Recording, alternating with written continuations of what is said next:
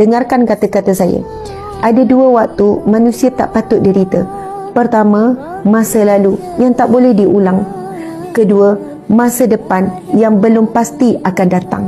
Sehingga kan manusia hilang bahagia hari ini, saat ini. Pertama, dia duduk fikir, duduk ulang balik, duduk recall balik benda-benda sedih yang lepas. Walaupun satu saat yang baru berlalu, tak boleh kita ulang. Memang betul, pengalaman pahit itu membentuk diri kita hari ini. Itu bagus. Tapi bukan membantut.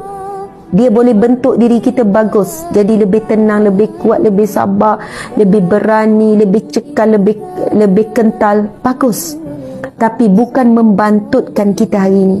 Ramai orang nak move on, tapi dia masih belenggu ikat leher dia dengan masa lalu. Kan? Dia asyik ulang. Saya masa kecil, saya jadi mangsa sumbah maram contoh. Memang itu sangat berat. Tetapi perkara itu dah berlalu. Move on. Saya dulu kena bully, teruk begini-begini.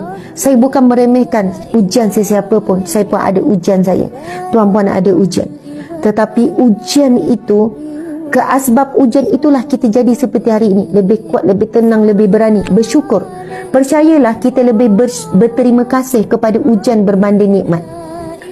Percayalah kita jadi lebih baik kerana ujian bukan kerana nikmat. Percayalah kita, kalau kita betul-betul faham, kita berterima kasih kepada Allah di atas ujian yang telah Allah berikan. Kerana itu kita jadi lebih kental, lebih kuat, lebih teguh, lebih tenang menghadapi masa akan datang.